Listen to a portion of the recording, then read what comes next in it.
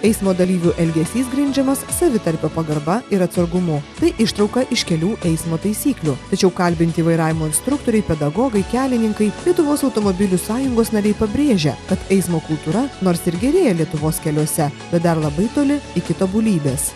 Reikia suprasti, kad eismo dalyvių kultūra turi būti paremta tarpusavio supratimu. Iš kitų šalių patirties puikiai mes žinome, kad reikia pradėti mūsų eismo dalyvį auklėti nuo pačių mažų dienų, tai yra nuo darželio ir toliau kompleksiškai. Pagrindinė autoavarijų priežastis greitis ir vairavimas išgėrus kyla pirmiausia dėl eismo kultūros trūkumo. Visi mes, važiuodami automobiliu ar dviračiu, eidami per perėją ar kelkraščių, esame eismo dalyviai ir turime žinoti, kaip elgtis kelyje, kad būtume saugus patys ir kad saugus būtų aplinkiniai. Ar tu saugus kelyje?